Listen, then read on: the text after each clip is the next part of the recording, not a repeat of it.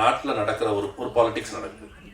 எல்லையில் இப்போ அவங்க பேசும்பொழுது நான் ஒரு எல்லை மீற வேண்டாம்னு நினைக்கிறேன். எனக்கு முரண்பாடுகள் நிறைய உண்டு. அது இங்கே பேசி இப்போ வந்து மணிப்பூர், இன்னும் சில இடங்கள் பேரை விட்டுரும், இன்னும் சில இடங்களில் இனக்கரவல் நடக்குது. அந்த குறிப்பிட்ட பகுதியில் வந்து எனக்கு வந்து பேசுறதுக்கு ரெஸ்ட்ரிக்ஷன் தான் இல்லை, இது என்ன மேடைன்னு தெரியாதனால நீங்கள் தனியாக மேடை கூப்பிட்டா நான் பேசுகிறேன். இந்தியா முழுக்க பல்வேறு பகுதிகளில் இனக்கலவரங்கள் முழுது. அதுக்கு பின்னால் இருக்கிற அரசியல் காரணங்கள் இருக்குது. அந்த கலவரத்தை தூண்டி விட்டு நம்ம விட்டு பிள்ளைகளை இப்போ வந்து இங்கேருந்து தமிழ்நாட்டிலேருந்து ஒருத்தர் போய்ப்பார், தமிழ்நாட்டிலேருந்து அங்கே வடக்கு இருக்க ஏதோ ஒரு பகுதியில் போய் ஒருத்தர் சண்டை போடுற நிப்பாட்டி விடணும். 2 பேர் மத்தியில் வெறி ஊட்டப்பட்டு நிற்பாங்க.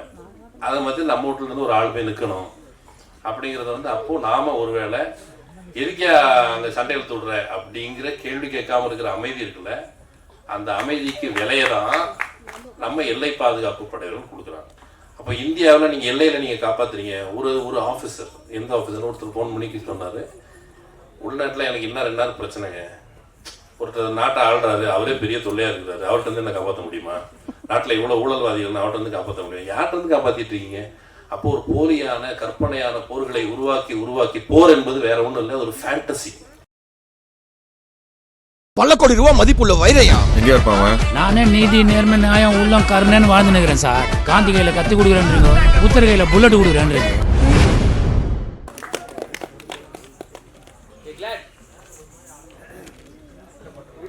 ஒரு லாங் டேர்ம் இப்போ நிறைய ஸ்டாட்டிஸ்டிக்ஸ் பார்த்துட்டு வந்தேன், எனக்கு மறந்து போச்சு.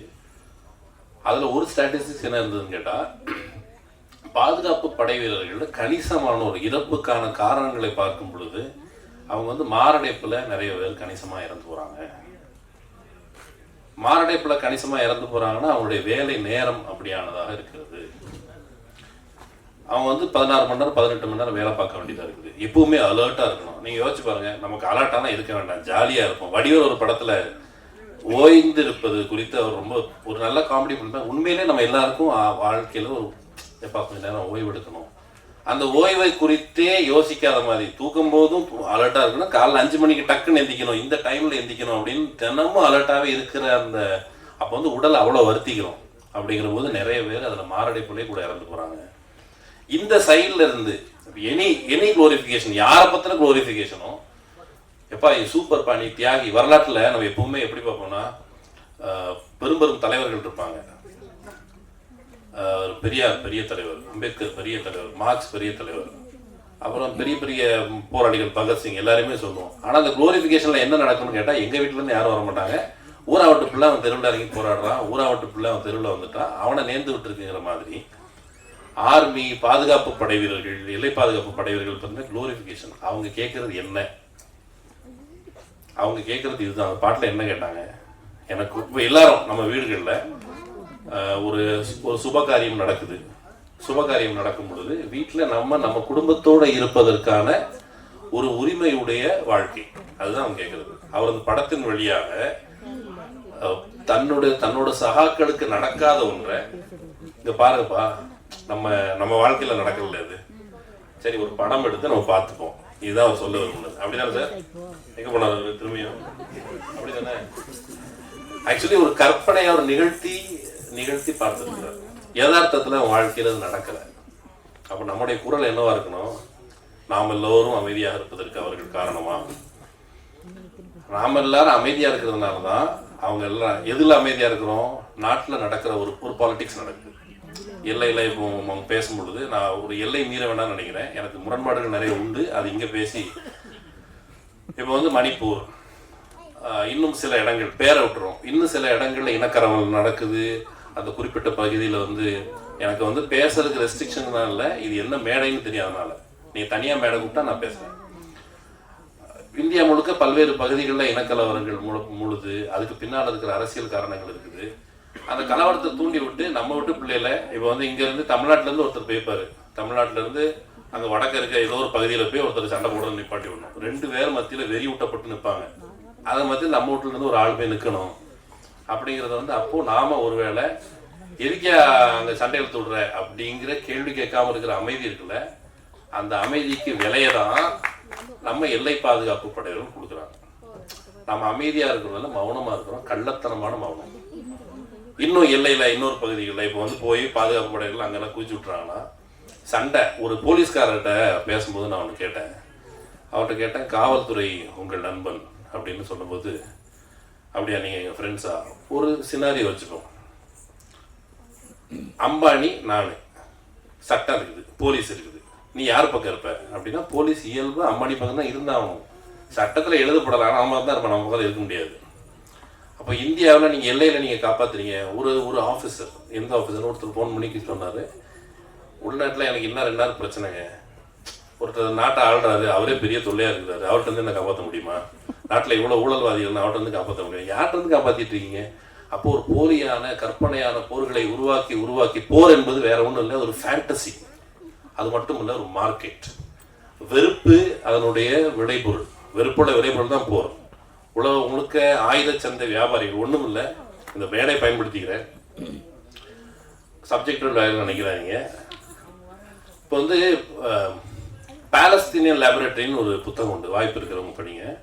அந்த புத்தகம் என்னன்னு கேட்டால், பாலஸ்தீனத்தை இஸ்ரேல் எவ்வாறு பயன்படுத்துகிறது. பரிசோதகம் ஆய்வகத்தில் என்ன பண்ணுவாங்க, பரிசோதனை கூடத்தில் இந்த இந்த எலமெண்ட்டோட இந்த எலமெண்ட் சேர்ந்தா என்ன வருது அப்படின்னு தான் பரிசோதனை பண்ணுவாங்க. இந்த பாம்பை போட்டால் எத்தனை பேர் சாகுறான், இந்த கண்காணிப்பு கருவியை வச்சு எத்தனை பேரை மானிட்டர் பண்ணலாம் அப்படிங்கிறதுக்கான பரிசோதனை கூடமாக பாலஸ்தீனம் பயன்படுத்தப்படுது. அவர் பயன்படுத்தப்படுது. ஜப்பா, இந்த குண்டை போட்டேன், இத்தனை பேர் செத்துருக்கான், மார்க்கெட்டில் எவ்வளோ ரேட் சொல்கிறேன், இந்த குண்டை இந்த கண்காணிப்பு கருவியை வச்சு இவ்வளோ வேற நான் கண்காணிக்க முடியுது, என்ன சொல்கிற ரேட்டில் அப்படின்னு உலகம் முழுக்க வியாபாரம் செய்வதற்கு அந்த ஆயுத வியாபாரிகள் தான் போரை தூண்டி விடுகிறார்கள். நம் வீட்டு பிள்ளைகளை அவர்கள் காவு கேட்கிறார்கள்.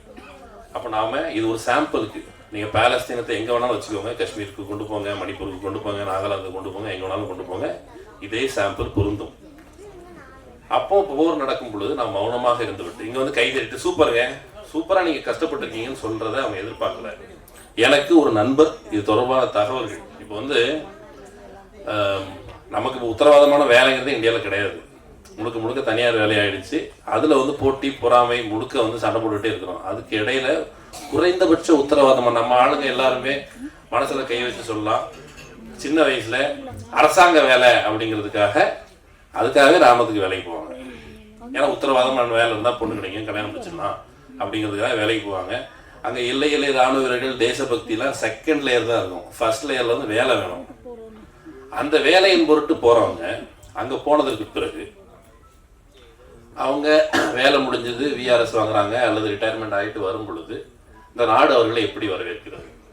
எல்லையிலே ராணுவ வீரர்கள் அங்கே போராடுறாங்க, ஜெய்ஹிந்த், பாரத் மாதா கி ஜெய், என்ன வேணாலும் சொல்லிட்டு போங்க.